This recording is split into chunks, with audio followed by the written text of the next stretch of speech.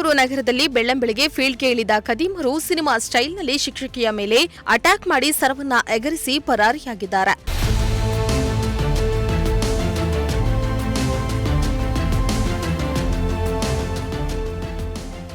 ತಿಪಟೂರು ತಾಲೂಕಿನ ಹೊನ್ನವಳ್ಳಿ ಹೋಬಳಿಯ ಮರಿಸಿದ್ದನಪಾಳ್ಯದ ಬಳಿ ಈ ಘಟನೆ ನಡೆದಿದೆ. ಹೊನ್ನವಳ್ಳಿ ಹೋಬಳಿಯ ಬಿರಂಗಾಪುರ ವಾಸಿಯಾದ ರೇಖಾ ಚಿನ್ನ ಕಳೆದುಕೊಂಡ ಶಿಕ್ಷಕಿಯಾಗಿದ್ದಾರೆ. ಶಿಕ್ಷಕಿ ರೇಖಾ ಮರಿಸಿದ್ದನಪಾಳ್ಯದಲ್ಲಿ ಶಿಕ್ಷಕಿಯಾಗಿ ಕಾರ್ಯನಿರ್ವಹಿಸ್ತಾ ಇದ್ದು, ಇಂದು ಕನಕದಾಸರ ಜಯಂತಿ ಮುಗಿಸಿ ವಾಪಸ್ಸಾಗುವ ವೇಳೆ ಮರಿಸಿದ್ದನಪಾಳ್ಯದ ಬಳಿ ಬುಲೆಟ್ನಲ್ಲಿ ಬಂದ ಕಿರಾತಕರು ಶಿಕ್ಷಕಿಯನ್ನ ಅಡ್ಡಗಟ್ಟಿದ್ದಾರೆ. ಬಳಿಕ ಟೀಚರ್ ಮೇಲೆ ಹಲ್ಲೆ ಮಾಡಿ 40 ಗ್ರಾಂ ಮಾಂಗಲ್ಯ ಸರ ಹಾಗೂ 20 ಗ್ರಾಂನ ಒಂದು ಸರ ಕಸಿದು ಎಸ್ಕೇಪ್ ಆಗಿದ್ದಾರೆ.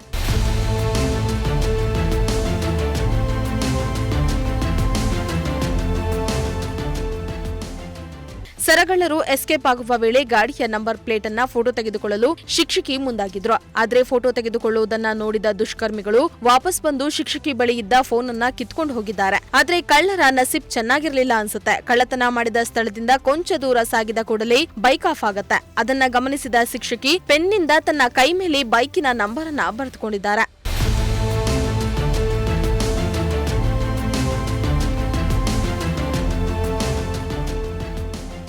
ಕೂಡಲೇ ಹೊನ್ನವಳ್ಳಿ ಪೊಲೀಸ್ ಠಾಣೆಗೆ ದೌಡಾಯಿಸಿದ ಶಿಕ್ಷಕಿ ರೇಖಾ ಬೈಕ್ ನಂಬರ್ ನೀಡಿ ಪ್ರಕರಣವನ್ನ ದಾಖಲಿಸಿದ್ದಾರೆ. ಬಳಿಕ ಹಲ್ಲೆಯಿಂದ ಕೊಂಚ ಗಾಯಗೊಂಡಿದ್ದ ಶಿಕ್ಷಕಿಯನ್ನ ತಿಪಟೂರು ಸರ್ಕಾರಿ ಆಸ್ಪತ್ರೆಗೆ ಪೊಲೀಸರು ಕರೆತಂದು ಚಿಕಿತ್ಸೆಯನ್ನ ನೀಡಿದ್ರು. ಇಷ್ಟು ದಿನ ಶಾಂತವಾಗಿದ್ದ ತಿಪಟೂರು ಪಟ್ಟಣದಲ್ಲಿ ಸಿನಿಮಾ ಸ್ಟೈಲ್ನಲ್ಲಿ ನಡೆದ ಸರಗಳ್ಳತನ ಜನರನ್ನ ಬೆಚ್ಚು ಬೀಳಿಸುವಂತೆ ಮಾಡಿದೆ.